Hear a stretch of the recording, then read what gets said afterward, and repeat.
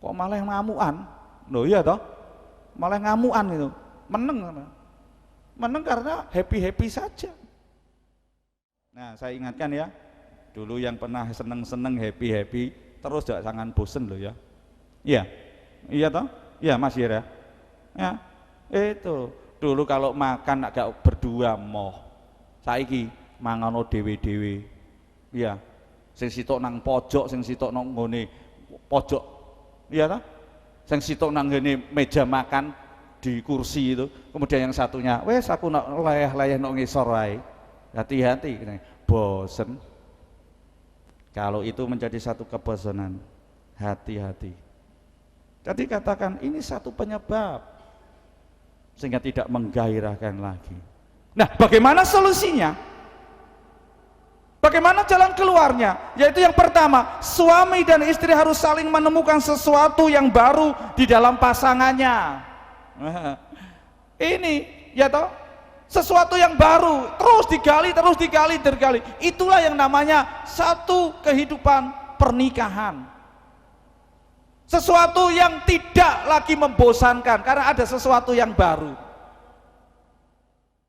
Yang kedua, ungkapkan selalu rasa penghargaan pada pasangan masing-masing, walaupun itu ungkapannya itu sangat sepele. Gak bosan. Ungkapkan segala sesuatu penghargaan. Saya kemarin lagi diskusi dengan istri saya, mengatakan dengaren 17 tahun lagi muncul namanya bojoku ayu, lagi pisan dah ngono. Iya saya katakan ya sepurane aku ya sepurane aku bilang gitu. Ternyata dia juga perlu seperti itu. Iya toh, katakan ya apa sih ngomong bolak-balik bu salah no.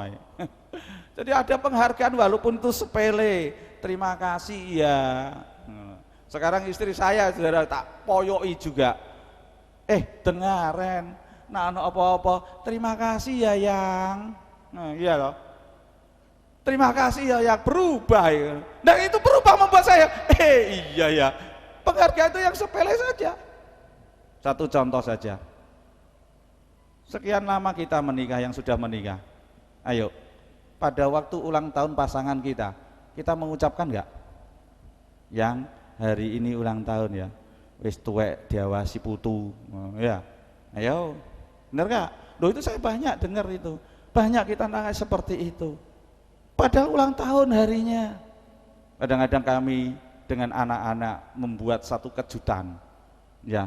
Ketika mamahnya ulang tahun, ketika papanya ulang tahun. Tahu-tahu loh ada kejutan.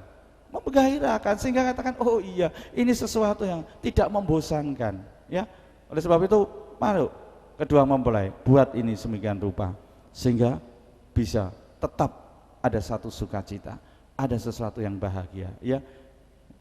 Saya kemarin dapat telepon dari teman saya, segera ke rumah, ke pondok desa katanya begitu, bukan pondok desa ini ya rumahnya. Kenapa?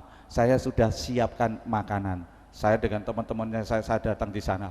Teman-teman saya mengatakan hari ini adalah wisuda dari seorang ibu yang bisa masak katanya. Karena dia tidak pernah bisa masak. Jadi ketika ayo dincipi, ya sudah pelase wasine setengah mati. Saya mengatakan pelase enak bu, ya apa asin, ya. Oh ya gak apa-apa belajar daripada enggak. Berarti kan ini sesuatu. Untuk ciptakan dia mengatakan si bisa berubah. Dulunya nggak bisa masak, sekarang bisa masak. Masaknya gak enak, tetap ngomong enak, iya. Tapi kemudian sok ben sing luwih enak aneh ya. Lho kenapa itu gak enak? Ya kurang asin, kurang nikmat, bumbunya kurang, silain. Tapi ada satu penghargaan yang membuat kita jangan katakan wes ora usah masak. Nah, itu tidak akan lagi membahagiakan tapi justru akan membuat masalah yang besar. Yang kedua, pertengkaran. Tadi katakan konsepnya beda. Ya toh, wanita dan pria berbeda, suami istri berbeda. Tapi ingat, pertengkaran yang tidak diselesaikan, pertengkaran yang tidak pernah terselesaikan itu akan membunuh cinta kasih. Ya. Sekecil apapun itu harus diselesaikan. Karena apa? Pertengkaran itu adalah perasaan negatif. Dan cinta itu, kasih itu merupakan satu perasaan yang positif. Jadi kalau kita terus yang negatif saja, maka yang katakan kasih itu akan semakin berkurang. Benar nggak? Tapi kalau cintanya itu ungkapan-ungkapan positif terus yang muncul, maka yang negatif dengan sendirinya akan berkurang. Pertengkaran, pertikaian itu akan berkurang kalau cintanya itu hal-hal yang positif itu yang muncul di dalam hidup kita. Mari pagi hari ini kebenaran firman Allah punya fungsi tadi mengatakan tunduk menghormati, suami mengasihi istri, dan ingat cinta dan pertengkaran itu tidak akan bisa hadir bersama-sama, tidak akan bisa berjalan bersama-sama. Nah, penyebabnya apa saudara? Pertengkaran itu, pertikaian itu ada beberapa hal. Salah satunya adalah perbedaan gaya hidup. Tadi katakan kalau gaya hidupnya udah beda, hati-hati itu. Dan itu segi negatif yang seringkali keluar. Sehingga positifnya akan berkurang, cintanya akan berkurang. Tadi pada awal saya sudah katakan, baik itu status kedudukan dan lain sebagainya, membawa satu pertengkaran. Apa penyebab dari pertengkaran? Bagaimana komunikasi kita? Ya, komunikasi. Saya ajarkan pada waktu konseling, komunikasi itu loh. Sekecil apapun itu dikomunikasikan. Masakan gak enak ya ngomong sing enak. Jangan dipendem. Iya toh. Kalau pasangan kita pakaiannya nggak enak, nggak senang disedap dipandang kita, ngomong. Betul ya? Ojo pakai ini lah. Iya toh? Dari komunikasi itu akan mengurangi pertengkaran, meminimal pertengkaran, ya, pertikaian dalam hidup kita. Sepele itu, sampai pada hubungan yang terdalam dari suami istri itu pun juga harus dikomunikasikan, ya.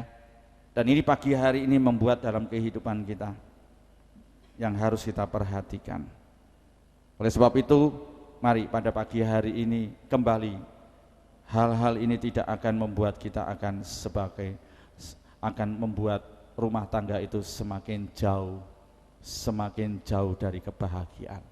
Apa kunci kebahagiaan sekarang kita lihat? Ada banyak hal yang tadi hambatan, tapi saya utarakan dua hal itu. Apa yang menjadi kunci pernikahan yang bahagia? Yang pertama, menjalankan prinsip-prinsip Alkitab. Ya, jalankan prinsip-prinsip firman Tuhan. Apa prinsipnya? Baca tadi dalam Efesus pasal 5 ayat yang ke-33. Yang pertama, istri tunduk dan menghormati suami sebagai kepala. Ini prinsipnya, tunduk, ya, hormati suamimu. Ini yang satu S1, yang satu D3, ya. Nah, beda. Bukan yang S1 dengan S1, justru itu S1 dengan S1 juga banyak gesekan. S2, S lilin juga banyak gesekan. Tapi perhatikan kalau prinsip-prinsip Alkitabnya, tunduk dan menghormati, saya yakin pasti itu menjadi satu kebahagiaan. Nah, bagaimana dengan suami? Ayat ini mengatakan suami harus mengasihi istri sama seperti tubuhnya sendiri. Siapa yang mengasihi istrinya mengasihi dirinya sendiri.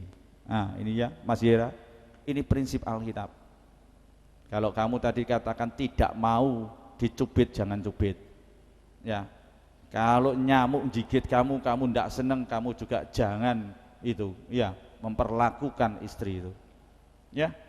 Demikian juga kita yang hadir pada pagi hari ini. Saya pun juga diingatkan untuk saya mempunyai satu prinsip-prinsip kebenaran firman Allah ini, sehingga menjadi satu rumah tangga yang bahagia. Mengapa dikatakan di sini siapa yang mengasihi istrinya mengasihi dirinya sendiri? Sebab istri itu adalah teman pewaris. 1 Petrus pasal 3 ayat 7, ya. 1 Petrus pasal 3 ayat 7. teman pewaris dari kasih karunia, yaitu anugerah hidup yang sejati dari Allah. Perhatikan, teman pewaris loh, konco warisan. Apa? Konco warisan apa? Hidup bahagia. Ya, jadi jelas ya, Mas Yera, perhatikan itu prinsip itu. Yang kedua, apa katakan? Bukan hanya pewaris, supaya doamu itu tidak terhalang. Kalau suami itu sebagai imam, betul ya, imam yang membawa rumah tangga itu, imam itu fungsinya apa? Membawa persembahan kepada Tuhan, betul ya?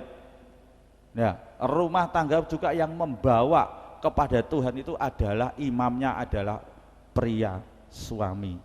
Hati-hati, seringkali sekarang tidak lihat tidak akan jadi imam karena apa?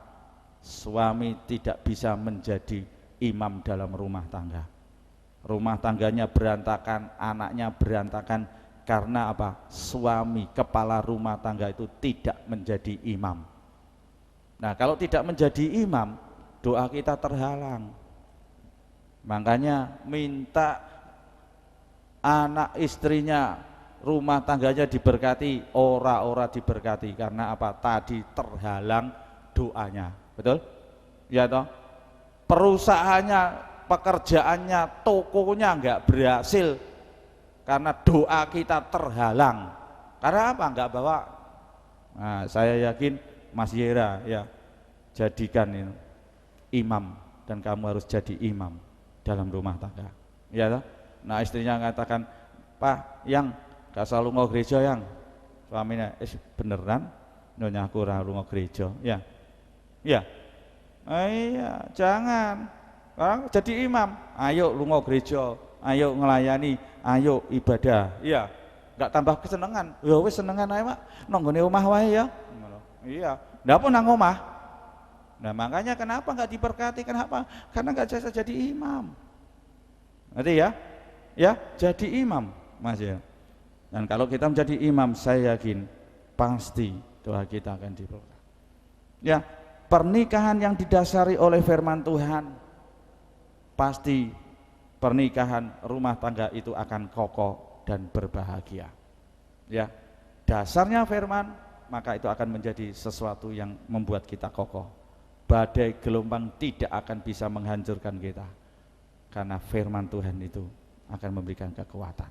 Yang terakhir, kunci pernikahan yang bahagia adalah kasih Kristus. Kasih Kristus adalah dasar bagi hubungan antara suami dan istri. Kasih Kristus itulah sebagaimana katakan Kristus mengasihi kepada jemaatnya. Kristus yang berkorban bagi manusia. Ya, yang kita akan peringati pada masa Paskah ini itu adalah korban Kristus, karena dia mengasihi kepada semua manusia di dalam dunia. Yohanes 3 ayat 16, karena kasih Allah kepada isi dunia, maka dia mengaruniakan anaknya yang tunggal, supaya barang siapa yang percaya kepadanya tidak binasa tetapi beroleh hidup yang kekal. Artinya apa? Katakan kasihnya. Coba bayangkan, dia Allah yang turun menjelma menjadi manusia yang namanya Yesus Kristus. Dia mau dipukul, dicambuk, dihina, diludahi, betul? Dia mau pikul salib. Kalau saudara bayangkan bagaimana kehidupan Yesus pada waktu itu, dan bahkan dia harus mati di atas kayu salib. Salib memberikan pemulihan. Kalau tanpa kasihnya, saya katakan saudara dan saya menjadi orang yang berdosa dan hidup di dalam kematian. Itulah kasih Kristus. Jadi kuncinya, prinsip Alkitab harus dijalankan, dan yang kedua harus memiliki kasih Kristus. Ya, tadi nganyakan kasihmu itu loh, kasih yang membuat dalam hidup kita. Kiranya Tuhan memberkati kita pada pagi hari ini, dan inilah firman Tuhan yang diberikan kepada kita semuanya, bagi kedua mempelai dan bagi kita semuanya yang sudah memasuki pernikahan. Saya yakin firman Tuhan akan memberikan kekuatan bagi kita semuanya. Tuhan memberkati kita. Amin. Selanjutnya kita akan mendengarkan satu janji nikah. Saya minta untuk kedua mempelai untuk bangkit berdiri. Sekarang saya akan bertanya kepada kedua mempelai.